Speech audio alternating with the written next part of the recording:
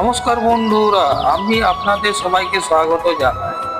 আজকের ভিডিওতে আমরা জানবো কিভাবে লেবু চাষ করে অনেক কৃষক ভালো আয় করছে। লেবুর চাহিদা সারা বছরই থাকে। বাড়ি, হোটেল, রেস্টুরেন্ট, জুসের দোকান, আচার তৈরির কারখানা সব জায়গাতেই লেবুর ব্যবহার রয়েছে। তাই সঠিক পরিকল্পনা এবং পরিচর্যা বাজারজাতকরণ করতে পারলে লেবু চাষ একটা লাভজনক কৃষি উদ্যোগ হতে পারে। চলুন ধাপে ধাপে জেনে নেওয়া যাক যে সফল লেবু চাষ পদ্ধতি। লেবু চাষের জন্য উপযুক্ত জলবায়ু। লেবু গাছে উষ্ণ আর্দ্র আবহাওয়া ভালো জন্মায়। সাধারণত 20 থেকে 25 ডিগ্রি সেলসিয়াস তাপমাত্রায় সবচেয়ে উপযোগী। যেখানে পর্যাপ্ত সূর্যের আলো পাওয়া যায় সেখানে গাছ দ্রুত বৃদ্ধি পায়। কোন ধরনের মাটি সবচেয়ে ভালো হবে লেবু চাষের ক্ষেত্রে? দোআঁশ, বেলে দোআঁশ মাটি সবচেয়ে উপযুক্ত। মাটির পিএইচ 5.5 থেকে 7.5 হলে ভালো ফলন পাওয়া যায়। জমিতে যেন জল না দাঁড়ায় সেদিকেও অবশ্যই খেয়াল রাখতে হবে। ভালো চারা নির্বাচন। অবশ্যই একটা ভালো চারা নির্বাচন না করতে পারলে লেবু চাষ আপনার ভালো হবে না।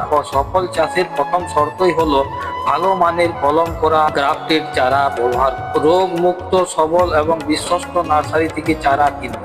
জমির প্রস্তুতি আপনি কিভাবে করবেন সেটা আমি এখন বলবো। করে আগাছা পরিষ্কার করুন। প্রায় ফুট আকারের গর্ত তৈরি করতে হবে, অর্থাৎ 3 দিকে 2 ফুট 2 ফুট করে একটা গর্ত, যা তিকোনা গর্ত করতে পারেন। আর এমন ক্ষেত্রে আপনি গোল গর্ত করতে পারেন। গর্তে গোবর সার, জৈব সার, প্রয়োজনীয় সার মিশিয়ে কয়েকদিন রাখুন। তারপর চারা রোপণ। বর্ষার শুরুতে বা বর্ষার শেষে চারা লাগালে খুব ভালো হয়। একটা গাছ থেকে আরেকটি গাছের দূরত্ব প্রায় 12 থেকে 15 ফুট রাখুন, যাতে গাছের পর্যাপ্ত আলো এবং বাতাস পায়। আর এই ক্ষেত্রে আপনার সেচ ব্যবস্থাটি কিরকম করবেন সেটা এখন আমি বলছি। শীতকালে কম সেচ এবং গরমকালে নিয়মিত সেচ দিন। জলবদ্ধতা একেবারে হতেই দেবেন না আর দেওয়া যাবে না। ড্রিপ সেচ করলে জল সংশ্রয় হয় এবং ফলন ভালো হতে পারে। এবং সার ব্যবস্থা, প্রতি বছর জৈব সার ব্যবহার করুন। গাছের বয়স অনুযায়ী নাইট্রোজেন, ফসফরাস এবং পটাশিয়াম যুক্ত সার ব্যবহার করতে পারেন। এবং মাটির পরীক্ষা রিপোর্ট অনুযায়ী সার ব্যবহার করলে আরো ভালো ফল পাওয়া যায়।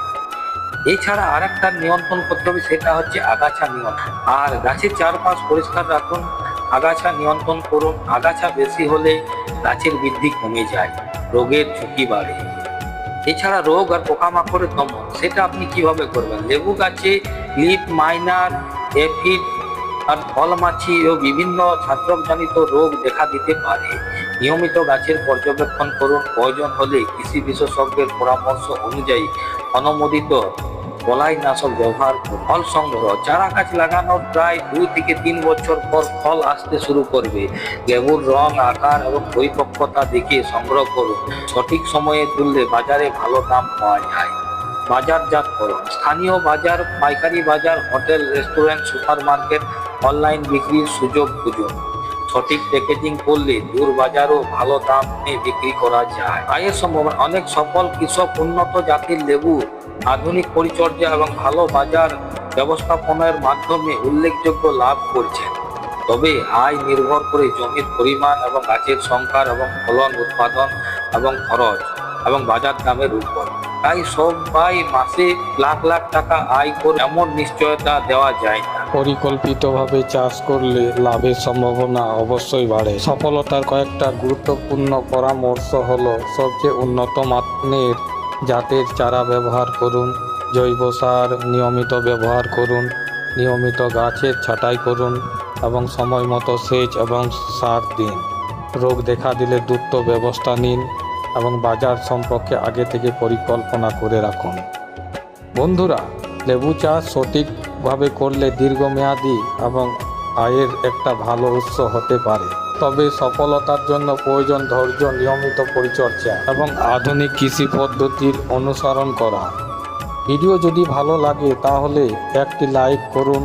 আমার মতামত কমেন্টে জানান। কৃষি ভিত্তিক, ঐতিহাসিক ভিত্তিক আরও ভিডিও পেতে আমাদের চ্যানেল বৈচিত্র্যময় দেশটাকে সাবস্ক্রাইব করতে ভুলবেন না। ধন্যবাদ। আবার দেখা হবে নতুন একটা উদ্ভিদ ও ইতিহাস নিয়ে।